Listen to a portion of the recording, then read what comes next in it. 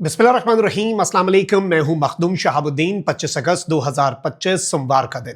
कुछ अहम तरीन डेवलपमेंट्स आलमी मंजरनामे से इस वक्त रूस यूक्रेन जंग एक इंतहाई खतरनाक मोड़ पे आ चुकी है, क्योंकि एक तरफ तो डोनाल्ड ट्रंप की तरफ से जो अमन की कोशिशें हैं वो मुकम्मल तौर पर नाकाम होती दिखाई दे रही हैं, तो वहीं दूसरी तरफ यूक्रेन के लिए अमेरिका की सपोर्ट, उस पर भी एक बहुत बड़ा सवालिया निशान लग गया है। एक ऐसे मौके पर जब यूक्रेन ने रूस के एटमी प्लांट तक पर हमला कर दिया और अब रूस इंतहाई कदम भी उठा सकता है, एन उसी मौके पर यूक्रेन को अमेरिका के पेंटागन की तरफ से बड़ा सरप्राइज मिला है। इसके साथ साथ नेटो अफवाज की यूक्रेन रवानगी, इस हवाले से बड़ा बयान जारी हो चुका है। यूरोप जो है वो इस पूरे के पूरे सिनेरियो के अंदर एक बहुत सख्त और एक बहुत क्लियर पोजीशन लेने जा रहा है। अमेरिका, जिसके हवाले से यूरोप को यह लगता है कि ट्रंप की सोच यह है कि डायरेक्टली चूंकि अमेरिका को इस जंग का कोई नुकसान है नहीं, तो इसलिए अमेरिका इस जंग को और तरह से डील कर रहा है, लेकिन यूरोप इसे अपनी एग्जिस्टेंस के लिए खतरा समझ रहा है। और यूरोप का यह मानना है, नेटो के जो अहम तरीन ममालिक हैं बिलखुसूस यूरोप के अंदर, जिनमें फिर फ्रांस है, जर्मनी है और फिर बरतानिया है, ये तीन ममालिक जो हैं ये इस जंग को अपने लिए एक बहुत बड़ा खतरा समझते हैं और इनका यह मानना है कि आज नहीं तो कल रूस ने इन ममालिक पर भी हमला करना है। तो अब ये ममालिक किस तरह से स्टेप अप करने जा रहे हैं, इस मामले को भी डिस्कस कर लेते हैं। सबसे पहले तो नाज़रीन इकराम, यूक्रेन के लिए जो तशवीशनाक चीज है वो ये है कि pentagon restricts Ukraine use of US missiles against Russia. Report जारी हुई है और इस रिपोर्ट के मुताबिक अमेरिका का जो पेंटागन है उसने यूक्रेन का जो अमेरिकी मिसाइल्स का इस्तेमाल है अगेंस्ट रशिया उसे रिस्ट्रिक्ट कर दिया। अच्छा, अमेरिका की यह पॉलिसी रही, आप अमेरिका से कोई भी चीज खरीद लें डिफेंस के मामलात के अंदर तो अमेरिका उनके ऊपर अपना कंट्रोल रखता है। अमेरिका कहता है कि आप इसे इस काम के लिए इस्तेमाल कर सकते हैं, इस काम के लिए इस्तेमाल नहीं कर सकते। अमेरिका की रिस्ट्रिक्शंस जो हैं वो रहती हैं। और अब ये कहा जा रहा है कि रिपोर्ट्स इस जानिब एक क्लियर इंडिकेशन कर रही हैं इंटरनेशनल मीडिया के मुताबिक कि पेंटागन जो है उसने यूक्रेन का इस्तेमाल अमेरिकी मिसाइलों का जो कि रशिया के खिलाफ यूक्रेन कर सकता है उसको रिस्ट्रिक्ट किया है।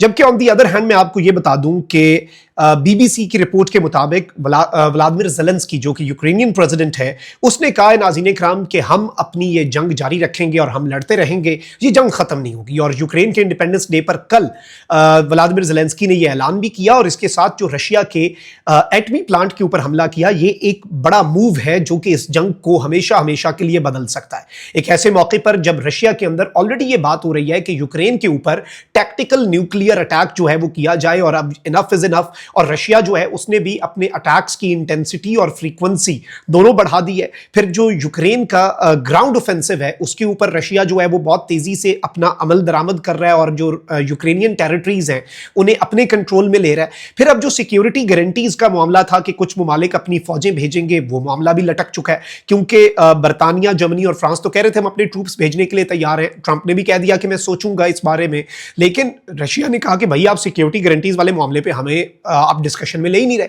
और रशिया तो ये कहेगा कि भाई अगर इन आलमी ताकतों की फौजें वहां पर आएंगी तो चीन की भी आए। और ज़ेलेंस्की ये कह चुका है कि भाई चीन की फौजों को हम कबूल नहीं करेंगे सिक्योरिटी गारंटीज के मामले में, क्योंकि चीन ने खुलकर मदद की है रशिया की। वो तो अब on the other hand Russia कह सकता है कि भाई बरतानिया, यूरोप और जर्मनी, सब फ्रांस, जर्मनी, बरतानिया, इन सब ने यूक्रेन की मदद की है, तो भाई ये सिक्योरिटी गारंटर कैसे बन सकते हैं? तो वो तो फिर डेडलॉक की तरफ ही बात जाती है।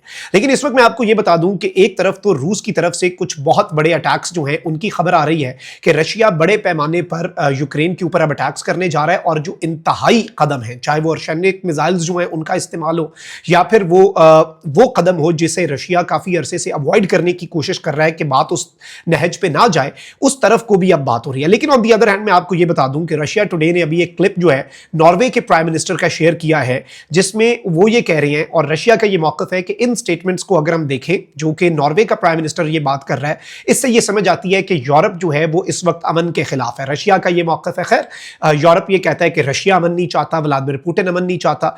लेकिन अब जो स्टेटमेंट्स हैं उनमें 3 जुमले जो हैं उसे अब रशिया ने बहुत ज्यादा हाईलाइट करके आगे पेश करना शुरू कर दिया है। सबसे पहले तो नाज़रीन इकराम, एक स्टेटमेंट जो है, एक जुमला जो है जिसे रशिया टुडे ने भी हाईलाइट किया नॉर्वे के प्राइम मिनिस्टर का, वो ये है कि we are working on maritime dimension, यानी ये जो नेवी के और मैरीटाइम अफेयर्स हैं हम उस डायमेंशन पर भी काम कर रहे हैं।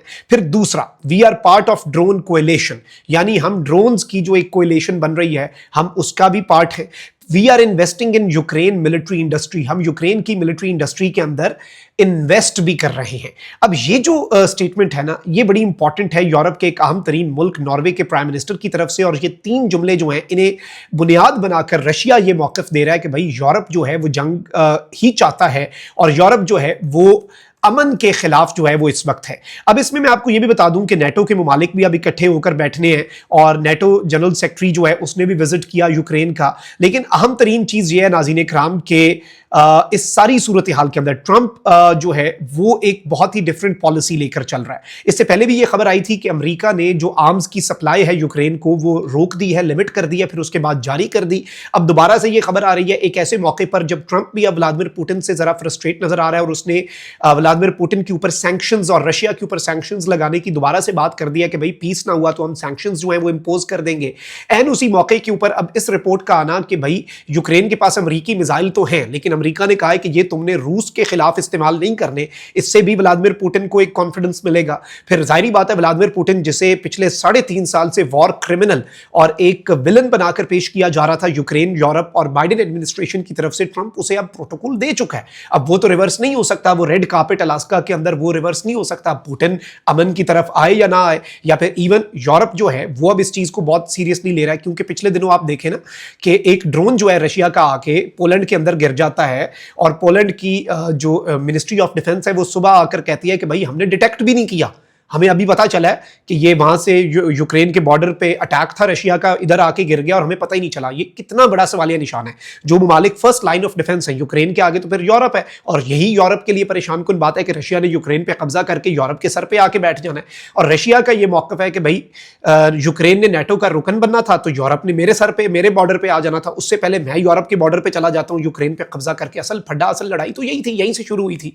अब इस सारी सूरत हाल के अंदर एक तरफ तो सिक्योरिटी गारंटीज वाला मामला भी लटक चुका है, फिर जो पीस टॉक्स हैं उनके अंदर से भी कुछ खातिर खा चीजें निकलती हुई हमें, let's be very honest here, नजर नहीं आ रही। और एन उसी मौके के ऊपर कल के दिन में व्लादिमीर ज़ेलेंस्की के यूक्रेन ने रूस के न्यूक्लियर प्लांट के ऊपर, रूस के एटमी प्लांट के ऊपर एक ड्रोन स्ट्राइक कर दी, जो कि चीजों को बहुत कॉम्प्लिकेट कर चुकी है। क्योंकि जाहिर बात है ड्रोन अटैक्स तो चल रहे थे, यूक्रेन भी deep inside Russian territory strikes कर रहा है, मिसाइल्स भी यूज कर रहा है, ड्रोन्स भी यूज कर रहा है, और ड्रोन्स बड़े तरीके से यूज कर रहा है कि रशियन एयर डिफेंस सिस्टम भी उस तरीके से उन्हें रोकने में, इंटरसेप्ट करने में नाकाम हो रहा है। अब ये चीज़ें आप समझें, और इन चीज़ों को समझना ज़रूरी है कि एक तरफ पोलैंड और नेटो के मुमालिक का एयर डिफेंस रशियन ड्रोन्स को इंटरसेप्ट नहीं कर पाता, तो रशिया जो है वो यूक्रेनियन ड्रोन्स को इंटरसेप्ट नहीं कर पा रहा, जिससे एक चीज़ समझ आती है कि जंग अगर होती है तो तबाही भी हो सकती है। क्योंकि असल तो मुल्कों ने एक दूसरे पे अटैक्स करने होते हैं, but it depends on the air defence system of that country के कितना मिनिमल नुकसान हो।